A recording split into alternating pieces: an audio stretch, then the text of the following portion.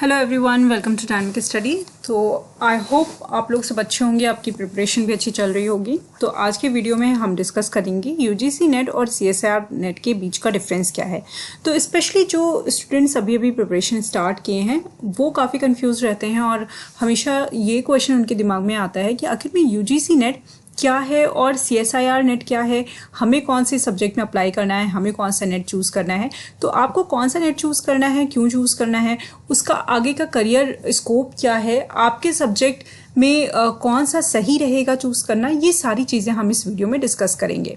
तो I hope ये आपके लिए बहुत ज़्यादा बेनिफिशियल होगी और आपकी जो कन्फ्यूजन है वो पूरी तरीके से ख़त्म हो जाएगी इस वीडियो को देखने पर। तो चलिए स्टार्ट करते हैं। तो देखिए, अगर हम UGC net and CSIR net की बात करें तो सबसे पहले हमें ये पता होना चाहिए कि हमारी एजुकेशनल क्वालिफिकेशन में कौन सा नेट हमें एलिजिबल बनाता है अप्लाई करने के लिए। ठीक है, तो अगर हम बात करें यूजीसी नेट की तो यहाँ पर जो सब्जेक्ट्स होते हैं वो आपके होते हैं humanities, social science, electronic science, computer science and application, और इसमें एटलीस्ट आपके 55% मार्क्स होने चाहिए अगर आप यूजीसी नेट देना चाहते हैं। ठीक है, अब चलिए बात कर लेते हैं सीएसआईआर नेट की। तो सीएसआईआर नेट में सब्जेक्ट होते हैं आपके BTech, BE, B Pharma, MBBS, BS. अगर आपने 4 साल की ये डिग्रीज ली हैं तो आप सीएसआईआर नेट दे सकते हैं। अब यहाँ पर बात आती है कि किसे कौन सा नेट देना है। जैसे कि कुछ स्टूडेंट्स होते हैं जिनका सब्जेक्ट होता है कंप्यूटर साइंस एंड एप्लीकेशन, या कुछ इस तरीके के जैसे लाइफ साइंसेज सब्जेक्ट हो गए। तो ये जो सब्जेक्ट्स होते हैं यहाँ पर कन्फ्यूजन होती है कि उन्हें कौन सा नेट देना है, उन्हें यूजीसी देना है या फिर उन्हें सीएसआईआर नेट देना है। तो अगर आपका ऐसा कोई सब्जेक्ट है तो यहाँ पर क्या करना पड़ता है, यहाँ पर आपको सीएसआईआर नेट का जो सब्जेक्ट्स है उनको अच्छे से आपको देखना पड़ेगा, उनको अच्छे से आपको स्टडी करना पड़ेगा और उसके साथ साथ आपको वहाँ पे चेक करना पड़ेगा कि आपका सब्जेक्ट सीएसआईआर नेट में आ रहा है या नहीं आ रहा है। देखिए, सीएसआईआर नेट जो है यहाँ पर सिर्फ 5 सब्जेक्ट होते हैं, इसके सिर्फ 5 सब्जेक्ट हैं और यूजीसी नेट में ऑलमोस्ट 95 सब्जेक्ट हैं। ठीक है, तो अगर आपके इन 5 सब्जेक्ट्स में नहीं आएंगे तो फिर आप यूजीसी नेट में अप्लाई कर सकते हैं। अब चलिए आगे बात करते हैं। एक और अब यहाँ पे कंफ्यूजन होती है कि लाइफ साइंस सब्जेक्ट ले लीजिए।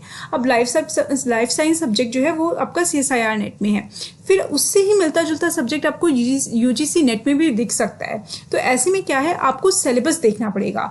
आप सीएसआईआर नेट का लाइफ साइंसेज जो सब्जेक्ट है उसका सिलेबस जब देखेंगे ना तब आपको समझ में आ जाएगा कि आप इसको दे सकते हैं या नहीं दे सकते हैं।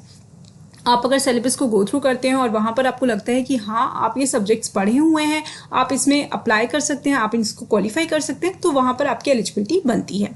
ठीक है, तो इस तरीके से हम डिटरमाइन करते हैं कि हमारा सीएसआईआर नेट सही है या फिर हमें यूजीसी नेट देना है। अब चलिए बात कर लेते हैं एज लिमिट की।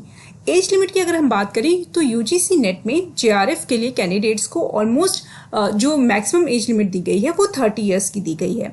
लेक्चरशिप के लिए किसी भी तरीके की अपर एज लिमिट नहीं है। ठीक है, और उसी तरीके से जेआरएफ के लिए जो कैंडिडेट हैं सीएसआईआर नेट के, उनकी जो मैक्सिमम एज लिमिट दी गई है वो 28 ईयर्स दी गई है जेआरएफ के लिए, और उसके साथ साथ लेक्चरशिप के लिए कोई भी अपर एज लिमिट नहीं है। लोअर एज की अगर हम बात करें तो ऑफकोर्स आपके पास डिग्री होनी चाहिए, BTech, BE, B Pharma, MBBS की और उससे रिलेटेड सब्जेक्ट की, अगर आप सीएसआईआर नेट देना चाहते हैं। इसी तरीके से यूजीसी नेट में आपको पीजी होना चाहिए आपके सब्जेक्ट से।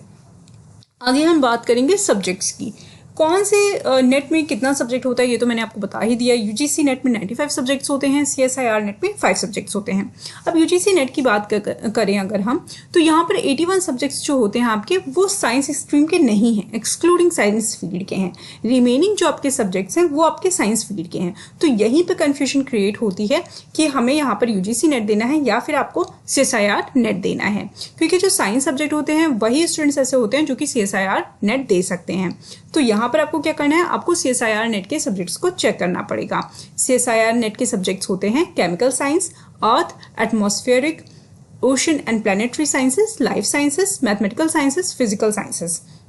तो ये अगर आपके सब्जेक्ट्स हैं तो आप सीएसआईआर नेट के लिए एलिजिबल होते हैं और यहाँ पर आप अप्लाई कर सकते हैं।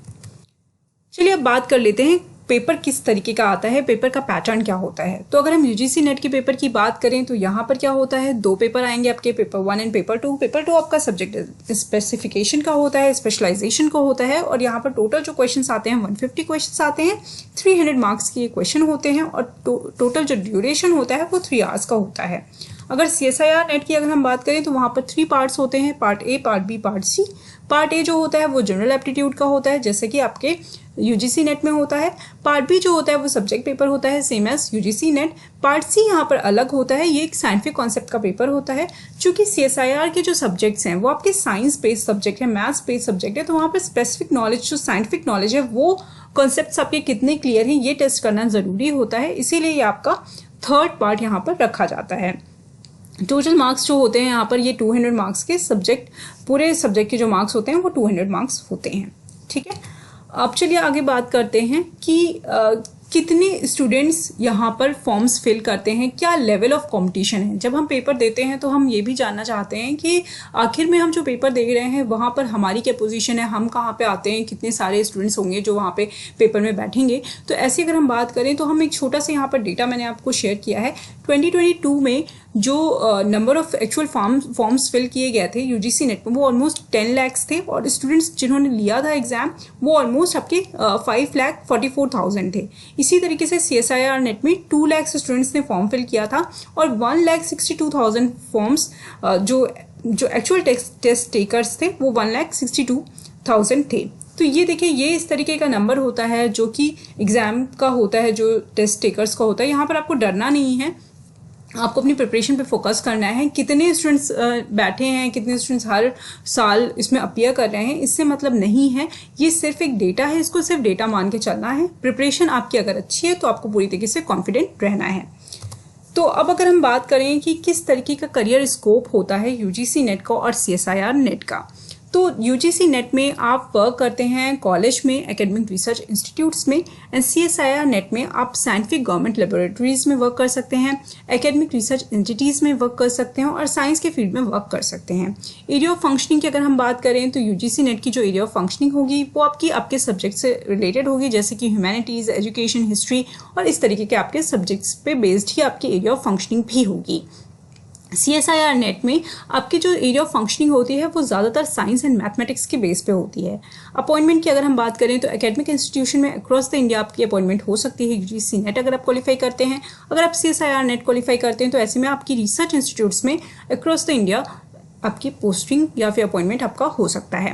पोस्ट की अगर हम बात करें तो यूजीसी नेट में आपकी जो पोस्ट आपको मिलती है वो है JRF that is junior research fellow की, SRF that is senior research fellow की, PF प्रोजेक्ट फेलो की, SPF जो कि सीनियर प्रोजेक्ट फेलो है, PA प्रोजेक्ट असिस्टेंट या फिर associate, SPA senior project assistant या associate, author senior author, project manager and project head. इस तरीके के आपको पोस्ट मिलती है जब आप यूजीसी नेट क्वालिफाई करके JRF लेके कहीं पे आप पोस्ट लेते हैं, कहीं पे वर्क करने स्टार्ट करते हैं, तो ये सारी पोस्ट आपको मिलती है। अब अगर हम बात करें CSIR नेट की तो इसमें क्या मिलता है आपको, इसमें कौन सी पोस्ट मिलती है, तो इसमें आपके scientist B, scientist C, D, E, F, G, H होते हैं, या फिर डिस्टिंग्विश्ड साइंटिस्ट की पोस्ट मिलती है, सेक्रेटरी होते हैं DRDO के, R&D and scientific adviser to रक्षा मंत्री भी होते हैं।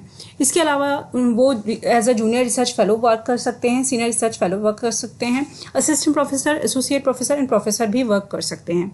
अब यहाँ पे बात आती है कि क्यों साइंटिस्ट की यहाँ पे पोस्ट मिलती है, क्योंकि आप सब्जेक्ट देख रहे हैं, सब्जेक्ट जो है पूरी तरीके से साइंस एंड मैथ्स पे बेस्ड है, इसीलिए यहाँ पर जो इसको क्वालिफाई करके वर्क करते हैं उनको scientist and advisers, scientific advisers की पोस्ट मिलती है। उसके साथ साथ वो research fellow and senior research fellow या फिर जो आपकी प्योरली जो प्रोफेसर लाइन है, जो लेक्चरशिप वाली लाइन है, उसमें भी जा सकते हैं। अब ये सारी डिफरेंसेस की बात हो गई कि ये सारे डिफरेंस है, कौन कौन से सब्जेक्ट आते हैं CSIR में, कौन से सब्जेक्ट आते हैं यूजीसी नेट में, क्या दोनों में डिफरेंस है, क्या उसका लेवल होता है एग्जाम का, किस तरीके का क्या सारी चीज़ें आती हैं। इसके बाद चलिए अब हम बात कर लेते हैं सिमिलैरिटीज़ की, क्या सिमिलैरिटीज़ हो सकती हैं दोनों के बीच में। तो अगर हम सिमिलैरिटीज़ की बात करें तो दोनों ही क्वालिफाइंग प्रोसीजर जो है दोनों का ऑलमोस्ट सेम ही है। ऑलमोस्ट टॉप 6 एप्लीकेंट्स होते हैं, 6% एप्लीकेंट्स होते हैं असिस्टेंट प्रोफेसर के लिए जो कि क्वालिफाई माने जाते हैं। उसके अलावा टॉप 2 to 3% होते हैं जो कि JRF एंड असिस्टेंट प्रोफेसर के लिए चूज़ किए जाते हैं। तो ये तो क्वालिफाइंग प्रोसीजर हो गया। अब अगेन ये डेटा देख के आपको घबराना नहीं है, ठीक है। देखिए फिर वही बात होती है कि आपके ऊपर डिपेंड करता है, आपकी मेहनत के ऊपर डिपेंड करता है कि आप उसको क्वालिफाई करते हो कि नहीं करते हो। कोई डेटा ये डिटरमाइन नहीं कर सकता कि आप उसको क्वालिफाई करेंगे या नहीं करेंगे, सिर्फ और सिर्फ आपकी मेहनत ही आपको आगे लेके जाती है। फ्रीक्वेंसी ऑफ एग्जाम की अगर हम बात करें तो अगेन ये दोनों ही एग्जाम एक ही जैसे होते हैं, ट्वाइस अ ईयर। इवैल्यूएशन जो होता है वो भी बेस वही सेम ही होता है, आपका जनरल एप्टीट्यूड आपकी चेक की जाती है, उसके साथ साथ आपकी सब्जेक्ट नॉलेज भी चेक की जाती है। स्कोप की अगर हम बात करें तो assistant professor and JRF positions ये इनके स्कोप हैं। लेवल ऑफ एग्ज़ाम जो होता है ये नेशनल लेवल का एग्ज़ाम है। इंडिया की सारी बड़ी स्टेट्स में और ज़्यादातर बड़ी सिटीज़ में ये एग्ज़ाम रखा जाता है। इसकी टेस्ट सेंटर्स होते हैं, जब आप फॉर्म फिल कर रहे होते हैं वहीं पर आपको पता चल जाता है, वहीं पे आप देख सकते हैं कि आपके टेस्ट सेंटर्स कहाँ पे हैं और आपके लिए नियरेस्ट टेस्ट सेंटर या आपका प्रेफर्ड टेस्ट सेंटर क्या होगा। ठीक है, वहीं से आप डिसाइड कर सकते हैं। जो अथॉरिटीज़ होती हैं जो कंडक्ट कराती हैं इस एग्ज़ाम को, तो वो आपकी NTA है। अब NTA ही इस एग्ज़ाम को कंडक्ट कराती है, दोनों ही एग्ज़ाम को। ठीक है, तो ये था difference between CSIR net and UGC net. I hope जो कन्फ्यूजन होता है बच्चों के अंदर कि हम कौन से नेट में ज़्यादा एलिजिबल हैं, किस में हमारी एलिजिबिलिटी है, किसको हमें अप्लाई करना चाहिए, कौन सा ज़्यादा टफ है, कौन सा ज़्यादा इजी है, कौन सा नेट क्वालिफाई करके मैं क्या बनूंगा, वो सारी जो कन्फ्यूजन है इस वीडियो के बाद वो आपकी ख़त्म हो गई होगी। अगर इसके अलावा भी कोई क्वेश्चन है, कोई क्वेरी है या कोई ऐसा डिफरेंस है जो मैंने नहीं बताया है तो प्लीज़ मुझे कमेंट करके बताइएगा। और कोई भी अगर क्वेश्चन है तो भी आप पूछ सकते हैं। Thank you so much. Keep on watching and keep on learning.